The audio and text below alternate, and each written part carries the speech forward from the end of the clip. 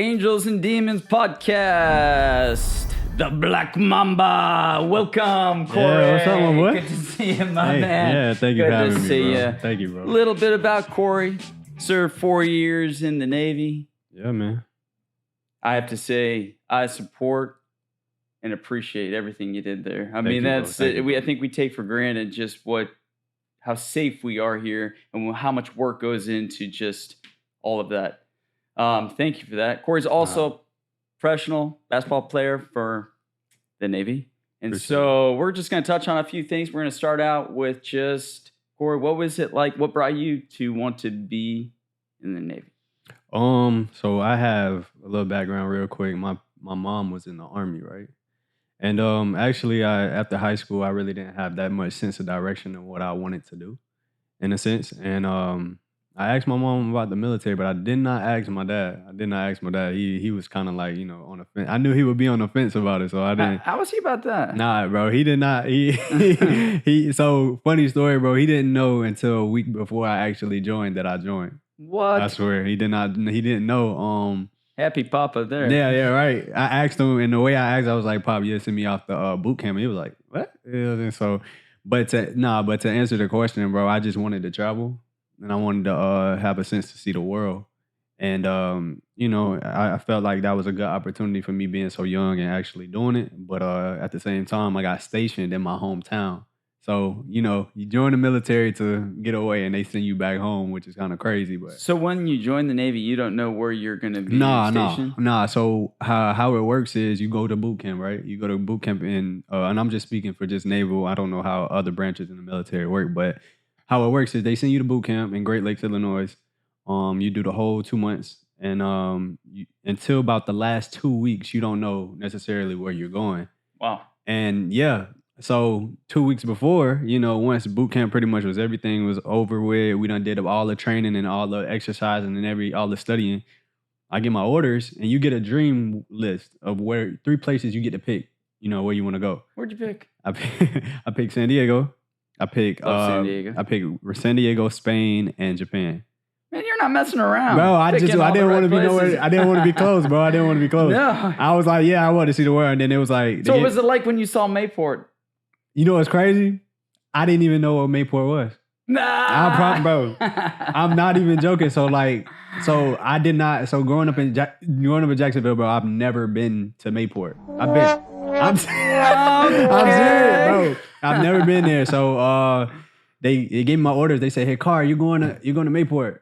I'm like, "What is that?" He was like, "That's like 30 minutes from Jacksonville." I was like, "That's crazy," but that's how it happened, bro. I just got that's how it happened, man. San Diego, Japan, Spain. And here you are at home. So obviously you were meant to be here at home. It was meant to be. That's how I feel. Yeah. So where did you go? When you were in the Navy? What place did you get a visit? I actually got a chance to deploy.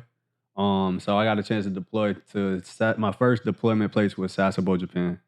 We spent about a good 2 weeks there. This was January of 2020. COVID pretty much hit the world, like I would say the end of January, beginning of February. So we was out there for an entire week. And then I got a chance to explore, got a chance to do stuff, learn about the culture, got a chance to eat a lot of sushi. That's so cool. Yeah, a lot of sushi. I got a chance to eat a lot of sushi. And then we got back on the boat and it was like, "Oh yeah, by the way, guys, there's something called Corona going around. We don't know how much it's going to affect our deployment. So be ready for that." And then don't tell me you were locked down on the boat. Bro, I spent 4 months in the middle of the ocean. 4 months in the middle of the ocean. I couldn't believe it. But how did that affect your mental health? Just being 4 months of the ocean. It a lot, because you got to think about it. You're already limited to communication, right? So it's different forms of way you could communicate with people back home on the ship. But one of the ways you could call, and sometimes if you got internet, you can get on a computer or whatever. But as far as your mental health, bro, it's like you imagine reliving the same day every day. You don't know what the day is. You don't know if it's Monday, Tuesday, Wednesday, Thursday, whatever. You getting up, you doing the same routine, and the stuff that we take for granted, walking outside, going to the store when we want to go to, just going into the gym, working out when we want to go work out. You take that stuff for granted. You walk outside of that ship, it's thousands of miles of water. Damn. So yeah, it can mess with you a lot, bro. But the way to get through that stuff is not only your shipmates, but getting a routine. You gotta like get a routine to where I'm gonna eat at this time. I'm gonna go work out this time. I'm gonna go play some cards. I'm gonna anything you could do to make the time code pass. Because if you just sit there and drown in your thoughts, bro, it'll eat you alive. So that affects your mental a lot, man. That's powerful. In college I took one course on Japanese history, and I'll tell you what, it's amazing. I love the people there. I've heard that it's just an amazing experience just to visit there. It is, bro. It is.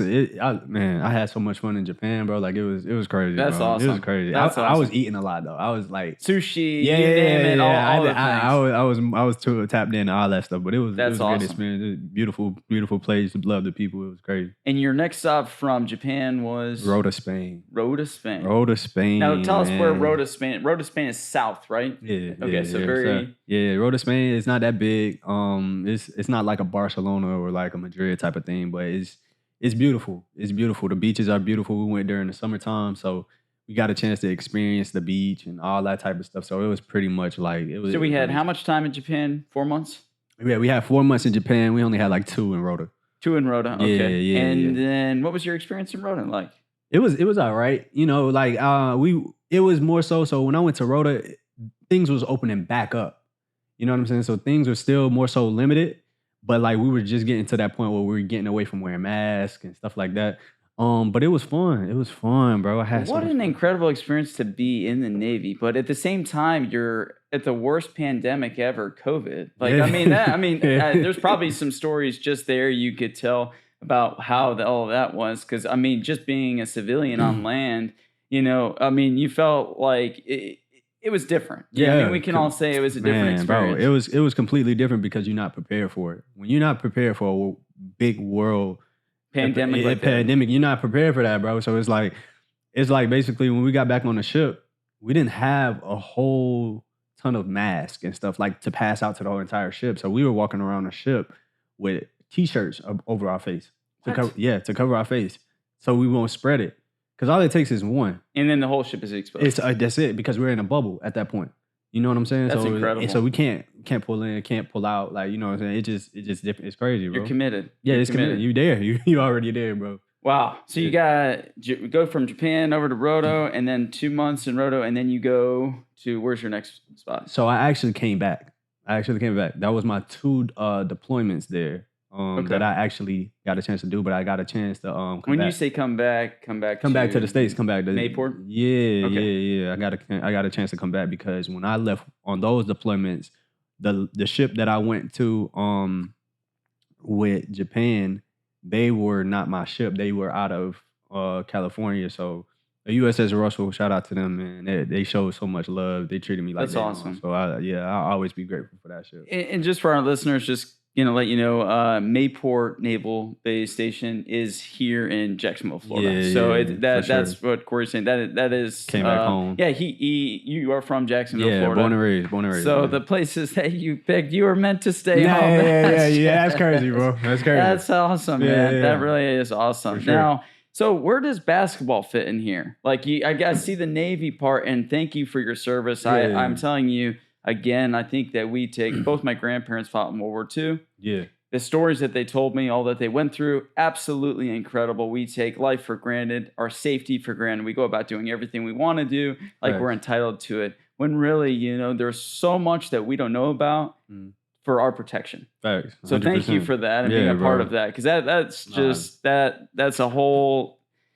That's a whole unselfish sacrifice someone gives to someone else's cause. And now you appreciate the civilian side and you serve for 4 years. Yeah. And I know in Israel, some people have to serve. Some people obligated to do it, man. So, you volunteered. You volunteering is completely different from just being obligated. So, for sure. Did your dad ever come around? What you mean? Did your dad from when you joined? Nah. Like Pops still didn't like it though. Like he did. Pop still wasn't too happy about it. But like he cared about me, like what made me happy. So if I was happy, he was happy. So right now it's cool. Oh yeah, we good now. Okay. Yeah. Okay. Shout out to Pops, man. We good. Awesome. So now I just want to you mentioned basketball. Yeah, I'm a huge sports junkie. As you can see, I'm just since a kid, I've wanted nothing in life but to play sports, kick a soccer ball, bounce a basketball, throw a football, anything regarding sports. It is my mental health space is Yeah. sports. And, I noticed that you have a tattoo of Kobe Bryant on Absolutely, your right arm. here. And Kobe is the definition of mental toughness. Oh, And yeah. you're talking about, during COVID, being out at sea, stopping at all these ports during such an unprecedented time. Yeah. How did Kobe Bryant give you Yeah. the strength that you need? I'm gonna say Kobe inspired me, bro, because like I played basketball since I was a kid. Like basketball has always been my number one, always been my everything. So when you get into a sport, you want to look up to the best. You want to see like how you want to model your game, how you want to play like them. My biggest thing with Kobe is his approach to everything. You know what I'm saying? Like you said, I got the tattoo. The quote that I got is that the most important thing in life is to inspire people so they could be great at what they could do. And his mentality that he brought towards everything that you did not see on the court. So like just him showing up to work early, practicing, pushing his teammates, everything. That's more so like that's not just basketball, bro. That's life. Like what you put in is what you get out. So if you work hard or you do exactly what you're supposed to do and you know what I'm saying, cross your I's, dot your T's, like everything is gonna work out how it's supposed to. You can't half-ass anything. You got to go all the way full steam especially if you're gonna be the best at it. So I mean, his approach to how he did everything, his mindset towards things is just second to none in my opinion. So that's why he like one of my favorites ever, like ever. I can't improve upon that. I mean, the legendary work ethic. Kobe Bryant, you could go on. I mean, I know that he would show up 4 a.m. for practice. I mean, It's crazy. he Mamba mentality, a philosophy of relentless self-improvement, focus, and resilience. He played through injuries. He did what stuff in that career that most people don't have. And he played through injuries, everything. 20 years of it too. He was different, bro. He was different, bro. He was just different. That's incredible. Now, you played in high school. Yes, absolutely. I played at Robert E. Lee High School. It's no longer Robert E. Lee. It's Riverside High School. But when I played there, it was Robert E. Lee.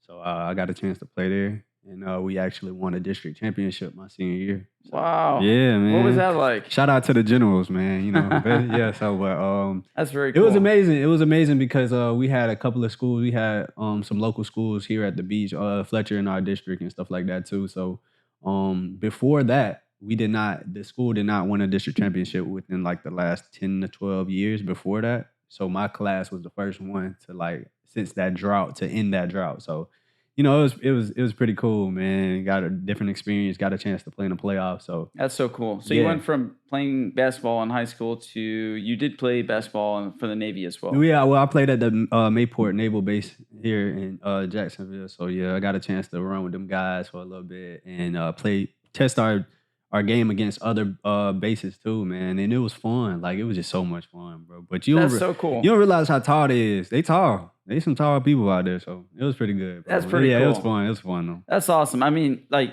to me, looking, from the outside, to be out at sea that long and to be able to have the opportunity to play a sport, which you were very passionate about basketball, Kobe Bryant in specific, that is known for his Mamba mentality, his toughness. Yeah. I mean, I'm not going to jump out and speak for you, but I mean, how much did that mentality of toughness help you while you were out at sea? Man, a lot, bro. It's a lot because it's about your approach to anything. Like how his mentality was always based off his approach, and how my approach when I was out to sea was how am I gonna get through the day. Like I said, like you reliving the same day over and over and over again when you out to sea. So if you don't have a positive approach to it, it can eat you alive, bro. Like you literally just sitting out there and like you don't have any control over what's going on back home with your family, friends, whatever. So like the approach, you have to stay positive, bro. Having a pessimistic mentality or attitude take you down. It'll drain you. And it's only gonna make the days longer. It's 24 hours in a day, but it's gonna feel like it's 48 hours in one day. It'll eat you alive. So to answer your question, just about your approach, how you gonna look at the day? Okay, am I gonna get up? I'm gonna be positive. I'm gonna make sure I work out. I'm gonna do my job. I'm gonna spend time with my people, bro. So yeah, definitely. that is so, to me, it does not take, I mean, we're talking about Kobe, 5 times NBA champion, 2 times NBA finals, 18 times All-Star, 2 times Olympic gold medal, scored Crazy. 81 points in a single game, the second Yeah, he highest in torched- NBA history. Torched Toronto. So I don't know a better influence or model you could look at. Yeah, you can't.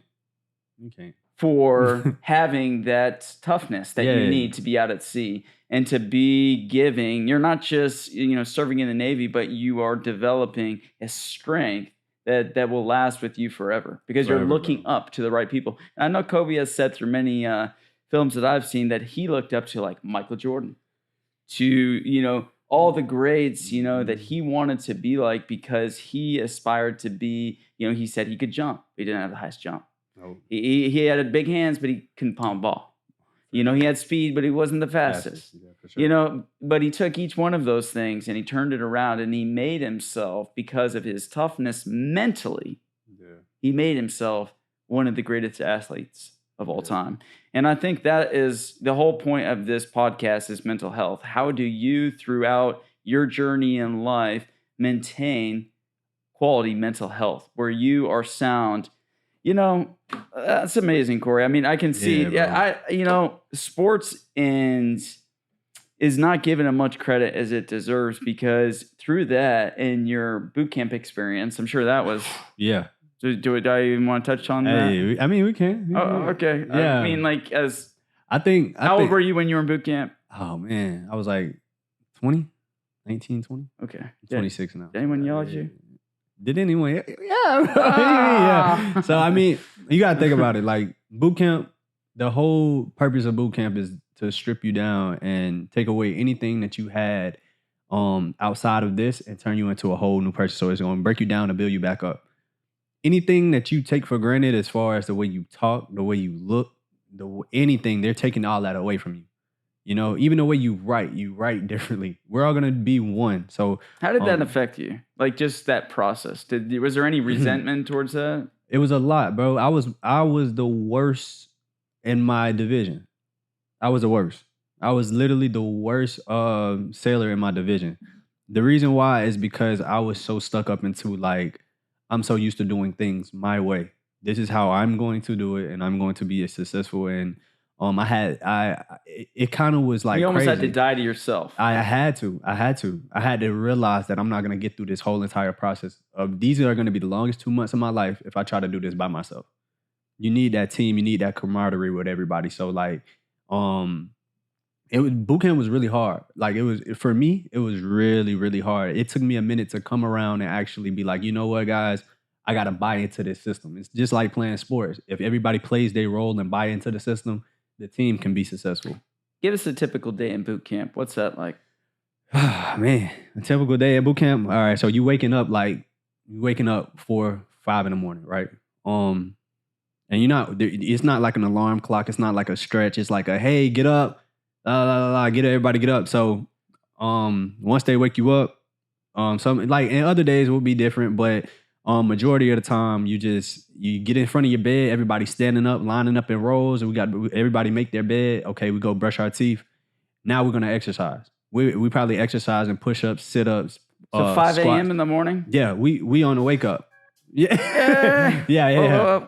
Yeah. On the wake up. That's crazy, man. Yeah, so we doing that on the wake up, and then you only eat 3 times a day, right? So it's different from you being at home because it's like, okay, if you hungry, you might go snack a little bit, you know what I'm saying, go get you something to eat, but you only got 3 times. You got breakfast, lunch, and dinner, right? You better eat during that time. You better eat as much as you can. Even if you're done with your meal, go make you a peanut butter and jelly sandwich. Like, eat as much as you can to get all the energy that you can throughout the day. But one of the underrated things that's really tough. One of the underrated things that they won't really tell you, the majority of the time that you're doing is studying. You're studying a lot in boot camp, bro. You're studying the history of the Navy. You're studying, okay, how to read ranks, how to talk to certain ranks in the Navy. Like, you got chiefs, officers. You see an officer, you better salute them. Little stuff. So let's say I'm an officer. How would you approach me? I would. So if you're an officer, you're always addressed as sir, right? Sir or ma'am, right? But you will be saluted anytime I cross your path. So whether it's whether I walk past you, I'm gonna salute you, or if you're driving past and I know that that's a car of an officer and I'm walking, I'll salute you. You know? What an incredible Yeah. structure of just honor and respect our country Yeah, has. for I mean, sure, to be man. able to, you didn't just go through the Navy. You No. learned a work ethic in a way to treat people that Yeah. I almost feel like everyone should go through that. I mean, the way 100%. that people treat people nowadays is not sir, ma'am, thankfulness. It's kind of like, what can you give me? What can you do for me? Yeah. People are just like, Status. It's based off of status, how people get treated. And I don't think that's right, bro. I I feel like like it. you get what you get, bro. Everybody should be respected. You could be on the highest level or the lowest level. Like, we all humans, you know, we all wake up, we put on our pants the same. You know what I'm saying? Yes. So money and stature don't really define how you should treat somebody. It's just everybody deserves that same equal respect, bro. Everybody. So but it helps though. That structure and that stuff, you need that type of stuff. I've carried that outside because I'm a representation of myself and like my parents, the people who raised me, my mom and dad. You know what I'm saying? So 5 a.m. you started, and then your day Yeah. was full of what?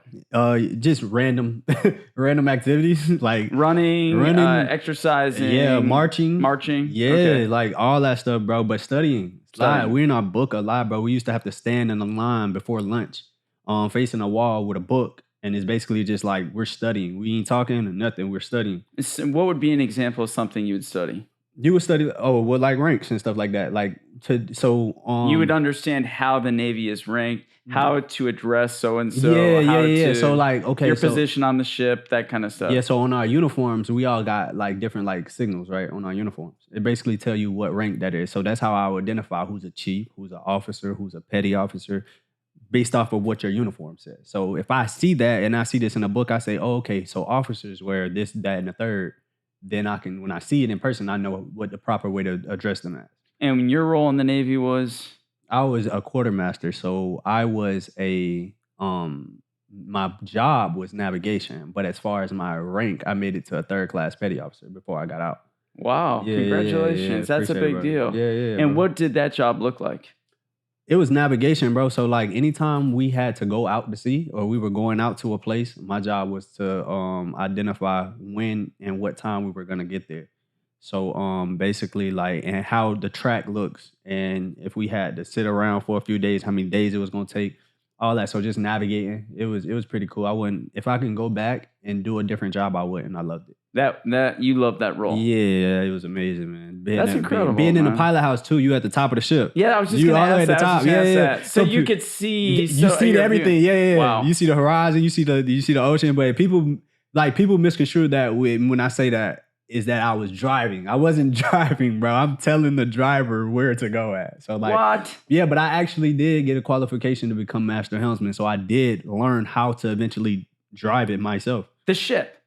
That's incredible. Yeah, Corey. bro, it was crazy. What an amazing experience. You know, what an amazing experience. I mean, I think that through that, 4 years in the Navy, through boot camp, you know, you got to be part still, you won championship in high school. You still got to be part of basketball.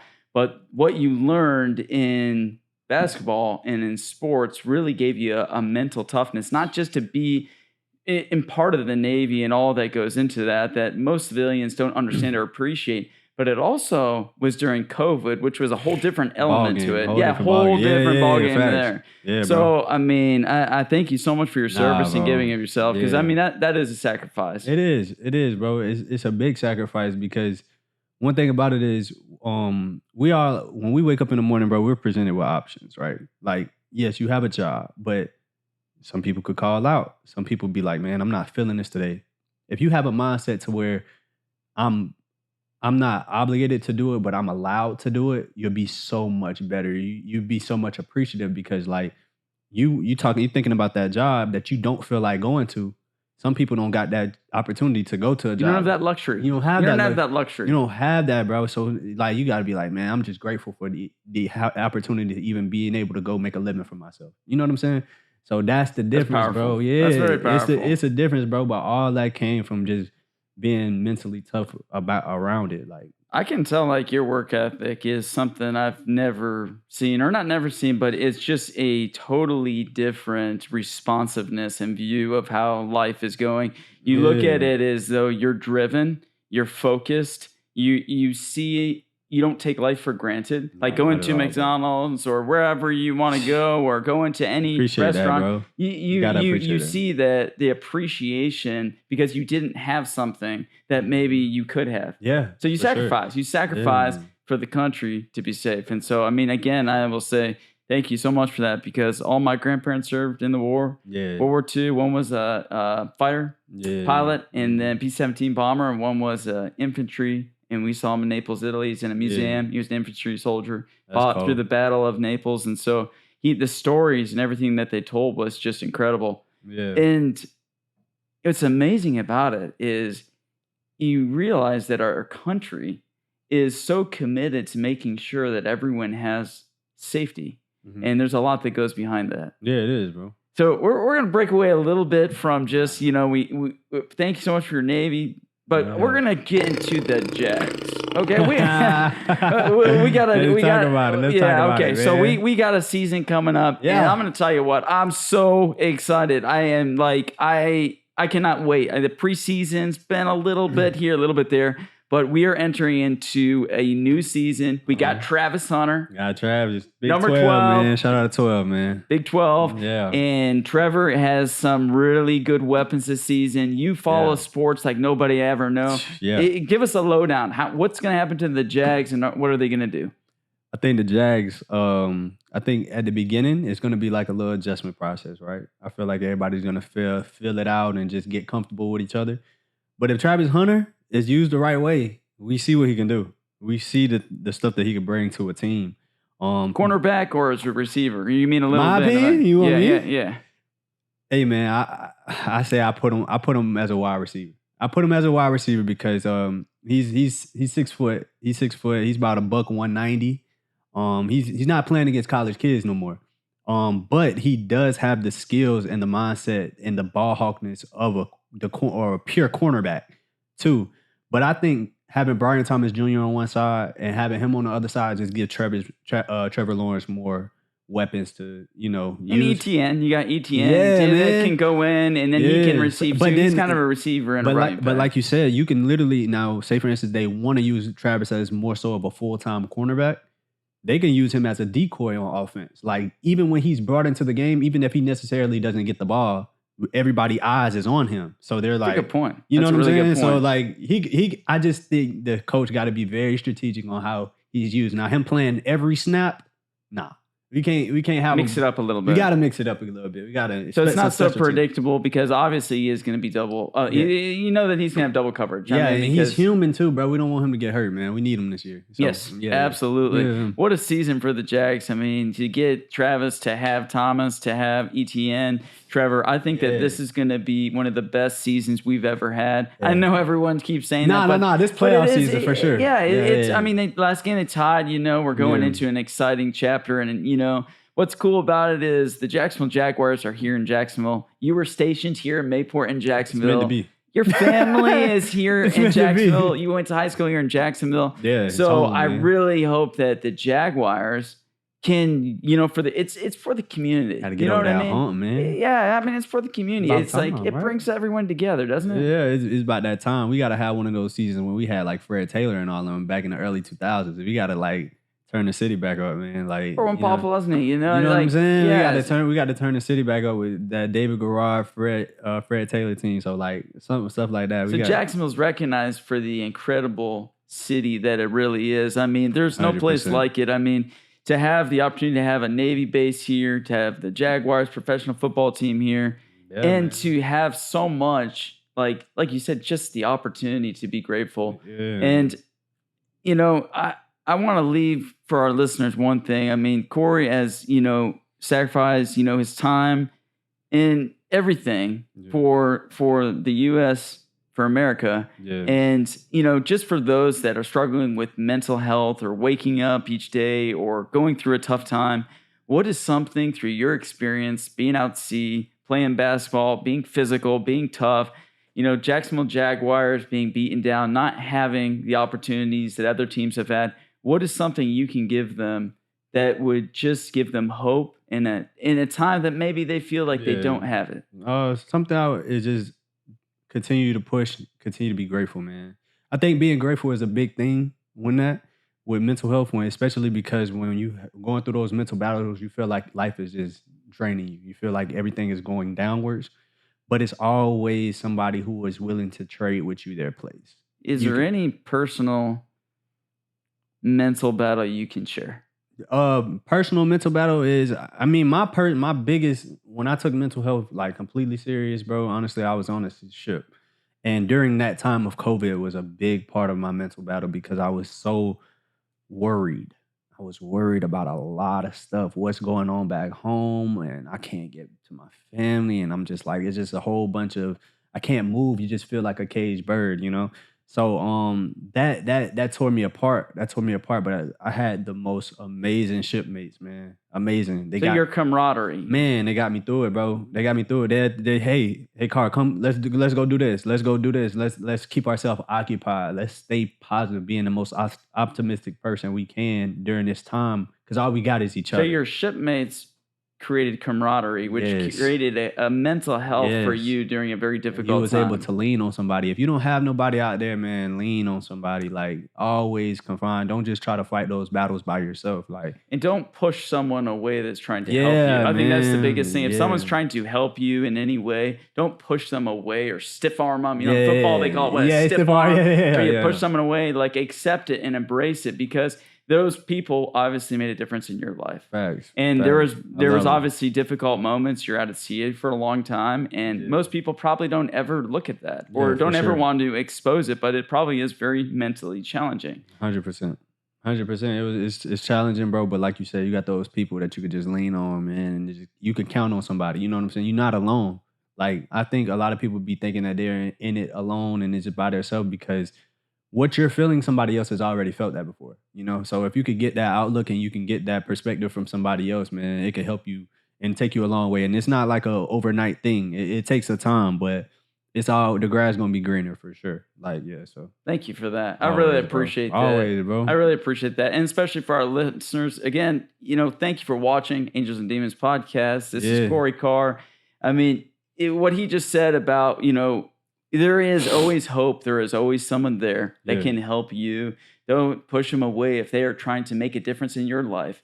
I mean, whether you're out at sea, whether you're in, a dark hole somewhere where you feel like you cannot breathe, you are not alone.